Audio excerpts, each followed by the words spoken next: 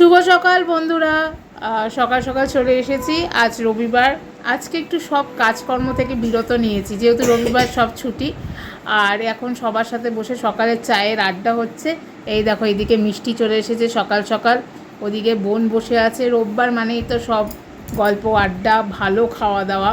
চলো আজকে সকালটা কিভাবে শুরু করি সেটাই দেখতে থাকো, সঙ্গে থাকো।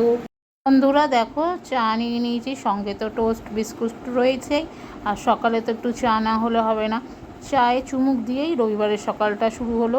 প্রতিদিনই চা খাই, চা না খেলে তো হবে না।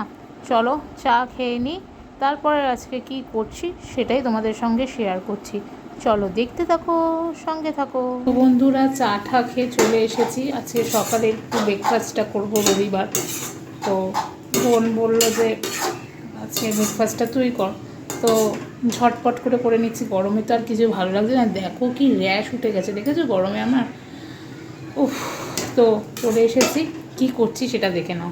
সব সবজি দিয়ে একটু টপরামান করে নিচ্ছি, আমার আর বোনের মতন। মাকে বললাম, মা বললো না আমি খাবো না, আমি মুড়ি খাবো, গরমে ভালো লাগছে না।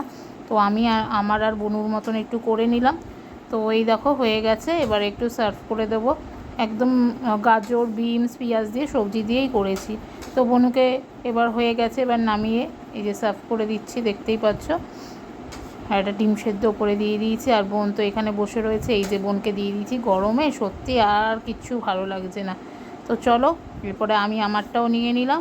আজকে মিনি ব্লগটা কেমন লাগলো অবশ্যই জানিও। সাবস্ক্রাইব, লাইক, কমেন্ট, শেয়ার করে দিও। টাটা।